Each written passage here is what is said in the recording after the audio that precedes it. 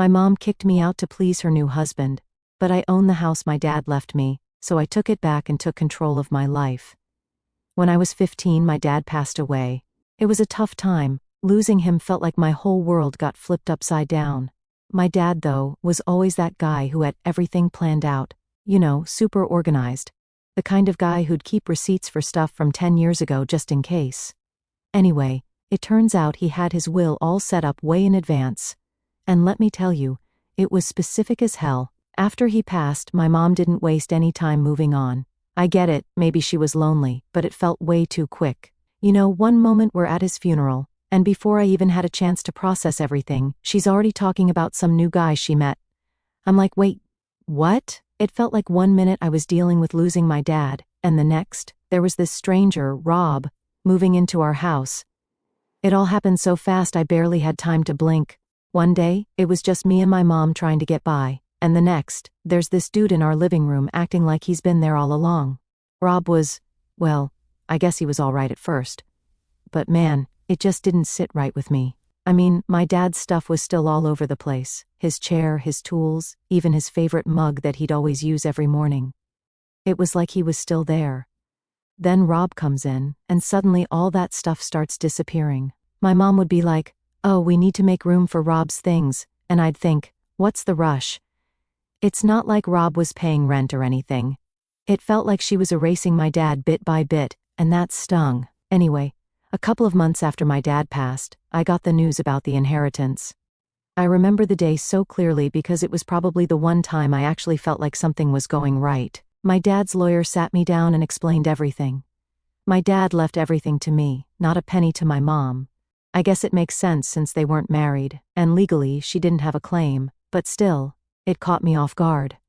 At first, I was like, wait, are you serious?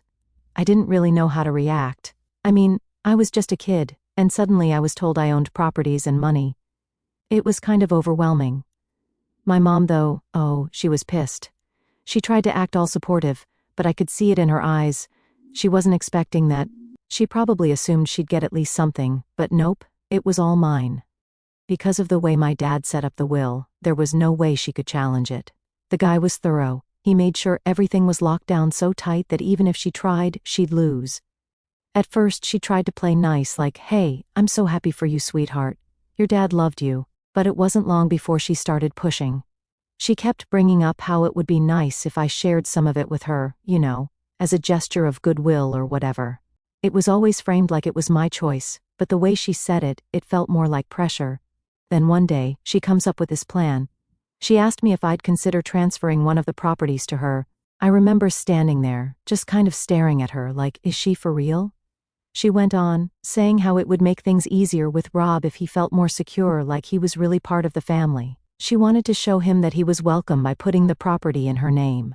In her head, this was all about making him feel comfortable so they could have a future together. But to me, it felt like she was choosing him over me. I mean, I was 15, I just lost my dad. I was still trying to figure out how to get through each day. And here she was, basically asking me to give up a piece of my dad's legacy to make her new boyfriend happy. It was like she didn't even think about how it might feel for me, her own kid. I told her I couldn't, even if I wanted to. My dad's will was set up so that I couldn't touch any of it until I was 21. The look on her face when I said that, man, I don't think I'll ever forget it. She tried to hide it, but she was mad. I think she knew deep down that she couldn't change anything, but it didn't stop her from trying. She'd bring it up every once in a while, just testing the waters, like, "Are you sure you can't transfer it? Not even one property?" And every time, I had to remind her that there was literally nothing I could do. It wasn't my choice, it was how my dad set things up. To be honest, even if I could have given her the property, I don't think I would have.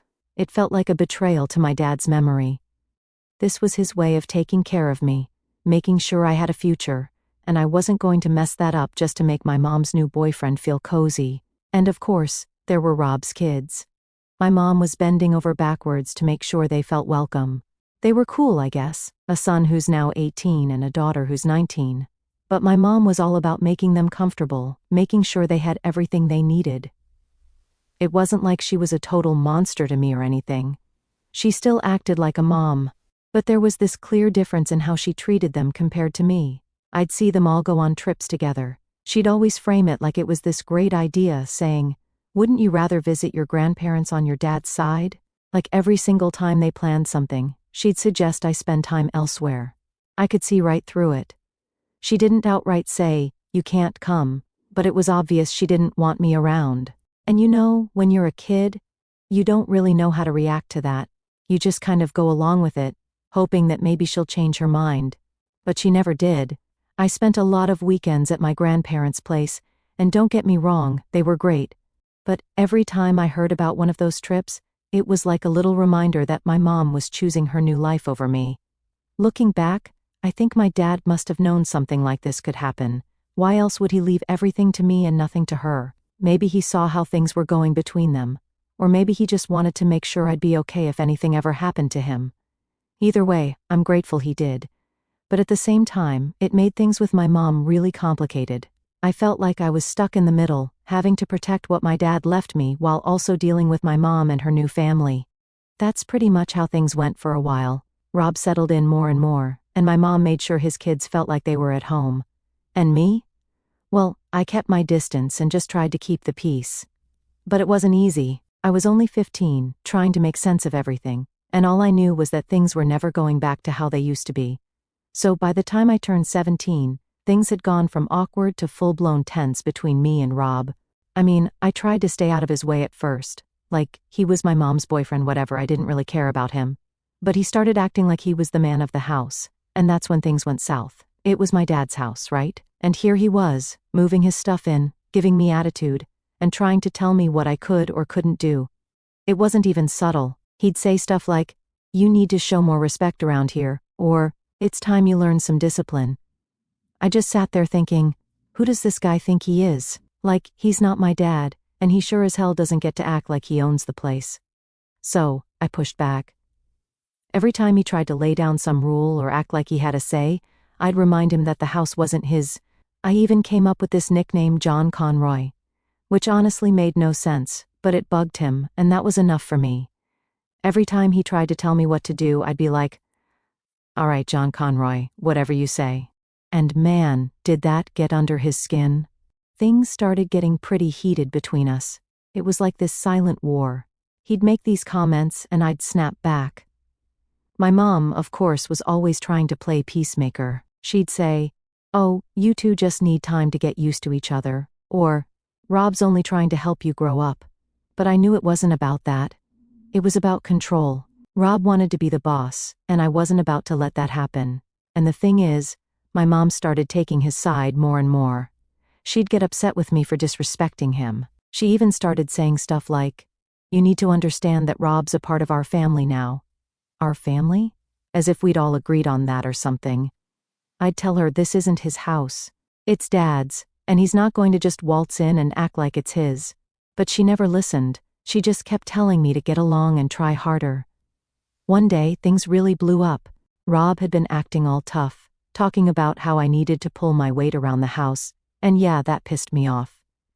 I told him straight up, "You're not my dad, and this isn't your house." He started getting all red-faced, and my mom came rushing in trying to calm things down. She was like, "Why do you always have to fight with him? Why can't you just respect him?" And I was like, "Why should I? He doesn't respect me, and he doesn't respect that this was Dad's house." That argument was kind of the last straw. Rob stormed off, and my mom just stood there, looking tired and frustrated. She said something like, "This isn't working. We can't keep fighting like this." And that's when she dropped the bomb on me. She told me I needed to leave. I couldn't believe it. I stood there, waiting for her to take it back or say she was just upset and didn't mean it, but she didn't. She looked me in the eye and said, "I think it's best if you find somewhere else to stay for a while." I was like, "Wait, my house? You're kicking me out of my house?" She just sighed and said, "It's not just your house, it's our home, and Rob and his kids deserve to feel comfortable here too." I felt this wave of anger and hurt hit me all at once. She was choosing them over me. It wasn't even a question anymore. She kept going, saying, "I'm doing this for your own good, so you can have some space and cool down." But I knew it wasn't about me cooling down. It was about making things easier for her and Rob. She thought if I wasn't around, they'd have their perfect little family, and everything would be fine. I left the room, slamming the door behind me. I was so mad I could barely think straight. I didn't even know what to do next.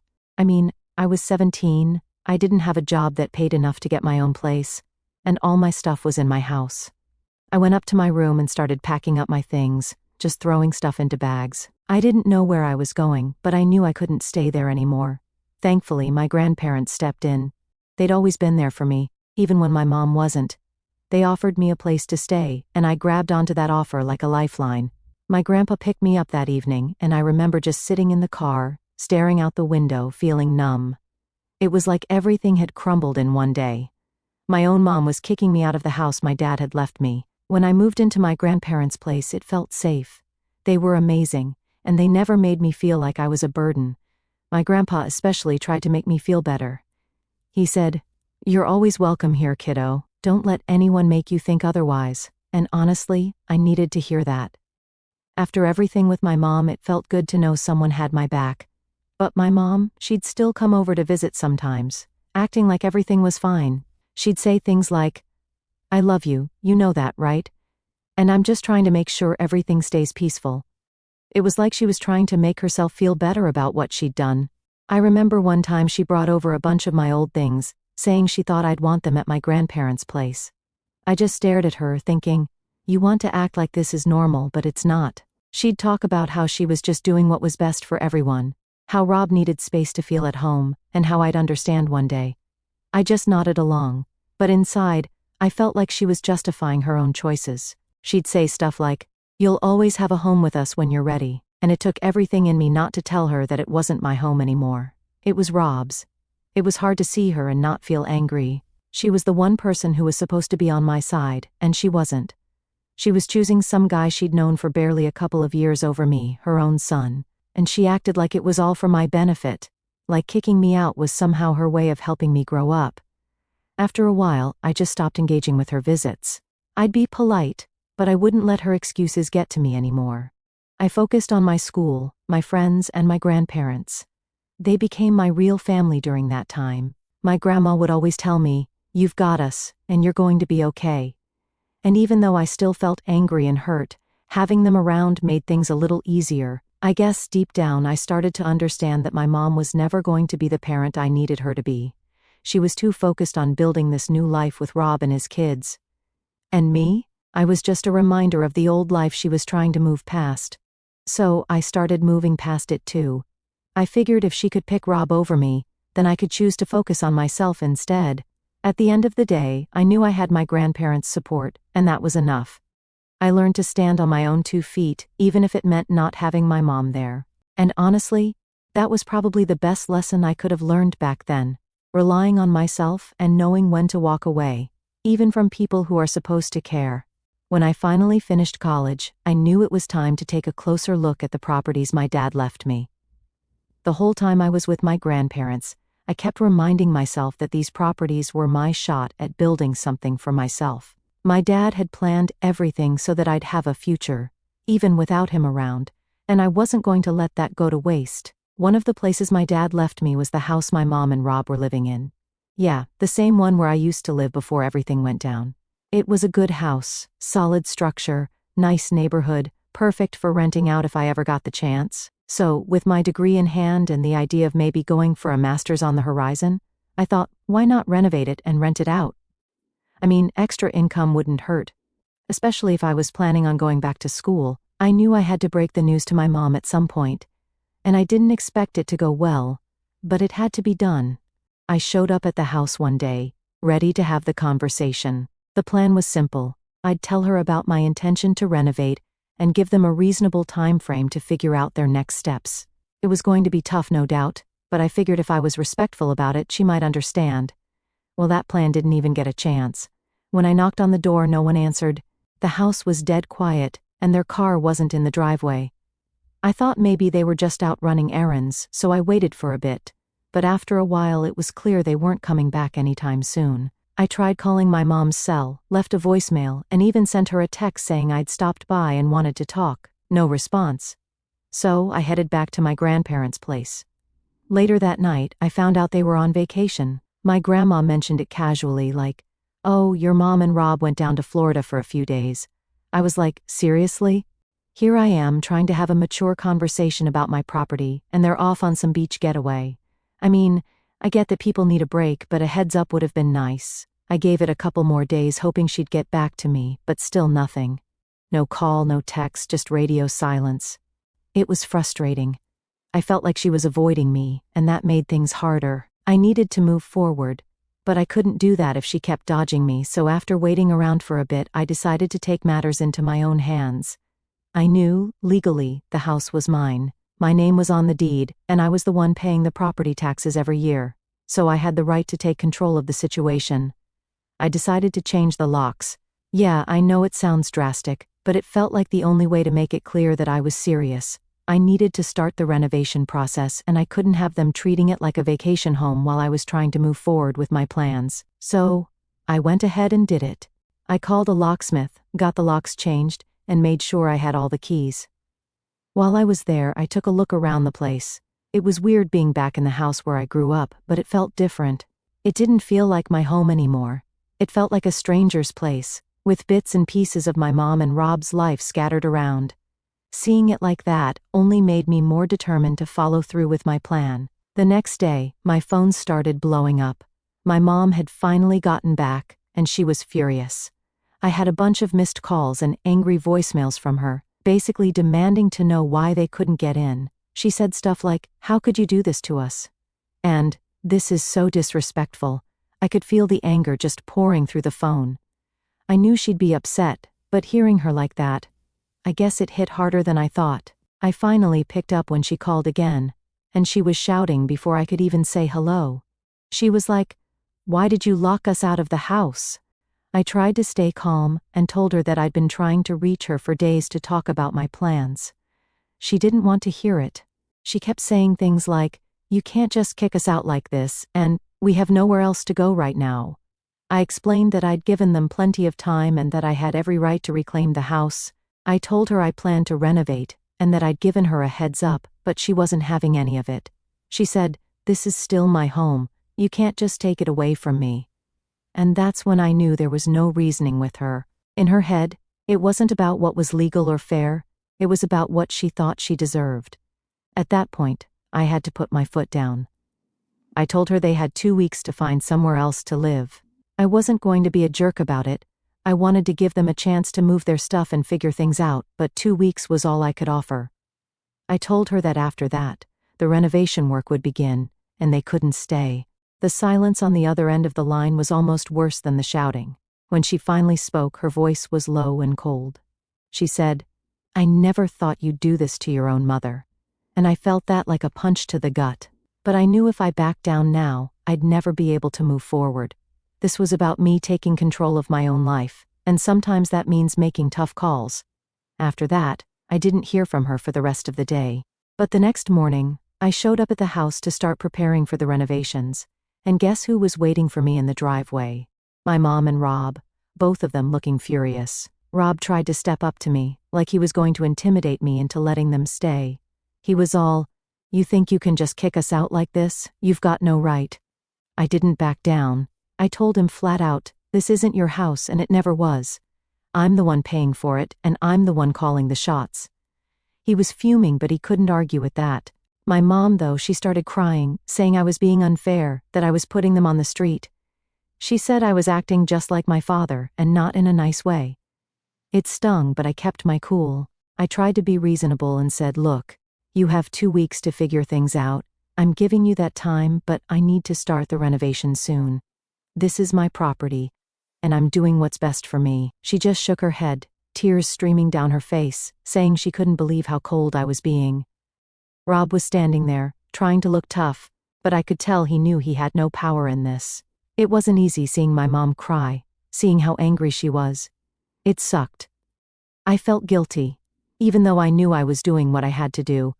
But I also knew that if I let them stay, I'd never get them out. This was my chance to take back what was mine, and I wasn't going to let it slip through my fingers. By the time they left, it felt like a weight had been lifted off my shoulders, but at the same time, there was this knot in my chest. I knew I'd made the right call, but that didn't make it any less painful. I drove back to my grandparents' place. knowing I'd have to see this through, no matter how hard it got. After I told my mom and Rob they had 2 weeks to move out, I thought maybe things would calm down a bit. I figured they'd be mad at first, but then they'd start packing and just accept it. I mean, it wasn't like they had any other option, but of course nothing is ever that simple. Instead of dealing with it quietly, my mom decided to make things as dramatic as possible. The next day, I went over to the house to start preparing for the renovations. I wanted to check out the backyard and take some measurements for the work I had planned. I had a contractor scheduled to come by in a few weeks, and I wanted to make sure everything was good to go. I was out there with a notepad making notes when I heard the back gate swing open. I turned around, and there was my mom, storming in like she was on a mission. She was furious, like, I'm talking full-on yelling before I even had a chance to say anything. "How could you do this to us?" she shouted, her face all red and puffy. She kept going, throwing her hands in the air and demanding to know how I could betray my own family. She was like, "We have nowhere else to go. What do you expect us to do?" I tried to stay calm, even though my heart was pounding. I told her, "Mom, I gave you 2 weeks. You have time to find a place. I'm not just kicking you out with no warning." But she wasn't hearing it. She went on and on about how I was being selfish and how she had sacrificed so much for me. And honestly, that got to me. It was like she was trying to make me feel guilty for wanting my own space back. Then, of course, Rob showed up. He came in with that same tough guy attitude, like he was going to somehow change my mind by glaring at me. He was all, "You think you can just boss us around because you own this place? We've built a life here." And I was like, "No, Rob, I built a life here. This was my dad's house, and I'm taking back what's mine." I could tell that wasn't what he wanted to hear. He got all worked up, and for a second, I thought he was going to try something. But my mom stepped in, putting her hand on his chest, telling him to calm down. She turned back to me with tears in her eyes and said, "Please, we need more time. We've got nowhere else to go." And then Rob's stepdaughter, the one who's 19, came out of the house, crying. I hadn't even noticed her until she stepped onto the porch, clutching her stomach. That's when my mom blurted out, "She's pregnant. You can't do this to her. You can't kick us out when she's about to have a grandchild." That hit me like a punch. I wasn't expecting that. For a moment I just stood there, not really knowing what to say. It felt like they were pulling out every card they could to get me to change my mind. And I mean, yeah, I felt bad for her. She was young, and being pregnant is a lot to handle. But at the same time, I knew I couldn't let that change things. I took a deep breath and told them, "Look, I'm sorry she's going through that, but this is still my house. You have 2 weeks. I'm not asking you to leave today." My mom started sobbing, and Rob just stood there, looking like he was ready to explode. It got to a point where I just couldn't stand being there anymore. I told them, "I've made my decision. I need this place back. I'll come by in 2 weeks to check in." And then I walked out. It wasn't easy. I could hear my mom still yelling as I left, calling me heartless and selfish and saying she couldn't believe her own son would do this to her. But I had to keep walking. If I stayed there any longer, I knew I'd start second-guessing myself, and I couldn't afford to do that. When I got back to my grandparents' place, I tried to focus on my plans for the renovations. I pulled up all the paperwork, went over my notes, and tried to keep my head clear. But it was hard. I kept thinking about my mom and what she'd said. The guilt started creeping in. I mean, no one wants to be the bad guy, especially not when it comes to family. And then my phone started buzzing. It was one of my mom's relatives, an aunt I barely ever talked to. She was all like, "I heard what happened, and I just have to say I'm disappointed in you. Your mom's in a tough spot, and you're making it worse." She kept going on about how I was being cruel and how I needed to help my mom out because that's what family does. It wasn't just her either. Over the next few days I started getting calls and texts from other relatives, all saying the same thing. They were calling me selfish and saying I should give my mom more time or even just let her stay. They acted like I was some villain in all this, like I was kicking her out for fun or something. No one seemed to get that this was about my future too. At one point, my grandma noticed how stressed I was getting. She sat me down and said, "Listen, you did what you had to do. Don't let them guilt trip you into thinking you're wrong. Your dad left you this house for a reason." And that helped a little. It was good to have her on my side, but it didn't make the phone calls and messages any less annoying. The worst part was when one of my mom's relatives sent me this long message about how my mom was caught in the middle and that I needed to show compassion because she was trying to keep the peace. That one got under my skin. I wanted to reply and say, how is she caught in the middle when she's the one who chose them over me? But I didn't. I knew getting into it with them wouldn't help.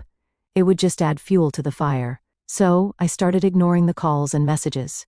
I figured if they were so worried about my mom, they could help her out.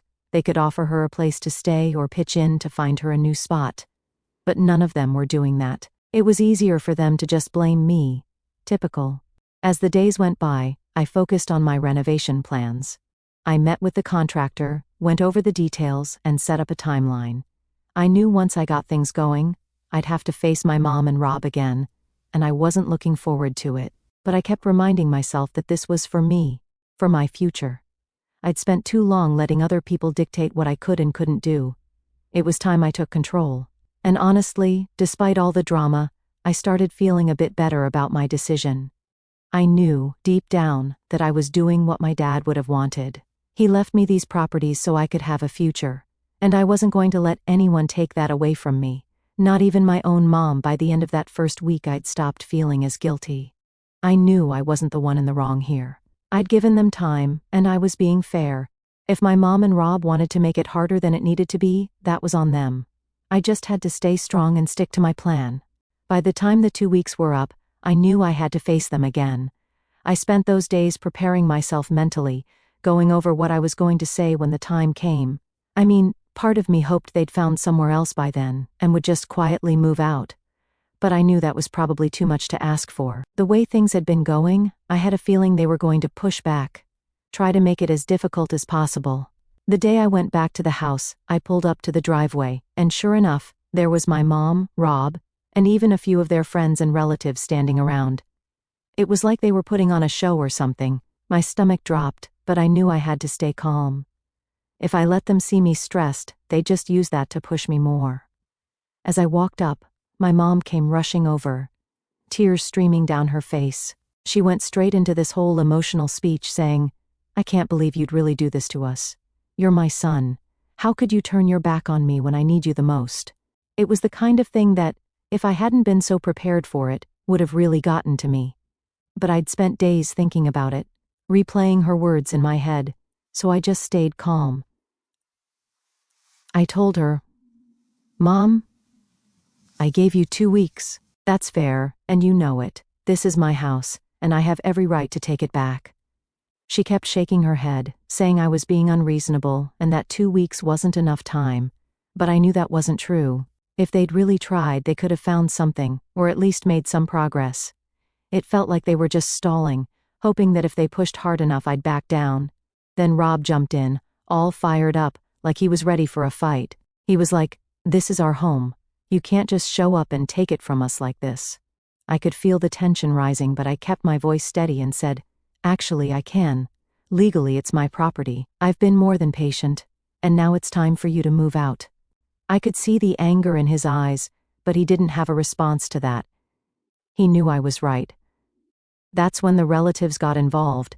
One of my mom's cousins stepped forward and started going off about how family is supposed to stick together, and how I was acting like a landlord instead of a son. She said stuff like, "Your mom has done so much for you, and now you're just abandoning her." It felt like everyone was ganging up on me, trying to make me feel like the worst person in the world. I took a deep breath and told her, "I understand you're trying to help, but this isn't your business. My dad left me this house for a reason, and I'm doing what I have to do." I could tell that didn't go over well because she just scoffed and turned away, muttering something about how I was heartless.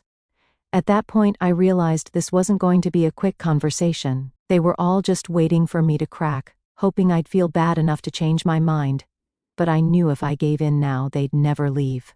It would just be more excuses, more drama, and more pressure. I had to stand my ground, no matter how bad it felt. My mom started crying even harder, saying things like, "I don't know where we'll go. We have no money saved up for this." I had to bite my tongue to stop myself from saying what I was really thinking, which was, maybe you should have thought of that before letting this go on for so long. But I knew that wouldn't help. Instead, I just said, "I'm sorry, but I need this space back. You have to find another option." She switched tactics then. asking if she could have a little more time, just one more month. She said, her voice all shaky, "We'll definitely find something by then." I almost felt myself wavering for a second, but then I remembered how she'd used that same tone before.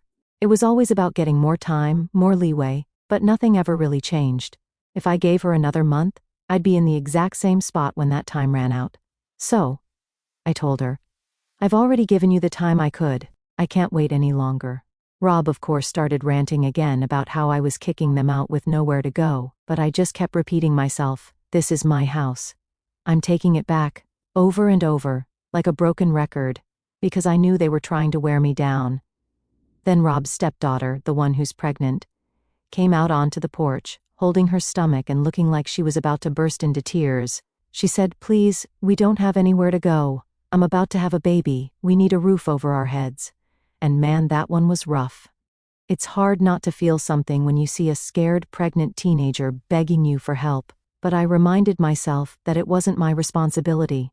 It sucked, but I had to focus on what was best for me. I said, "I'm really sorry, but I've given as much time as I can. I hope you find somewhere soon." And with that, I turned and walked away. My mom called after me, screaming about how she'd never forgive me for this, but I kept walking. I knew if I stopped, if I turned around and saw her face again, I'd start to doubt myself.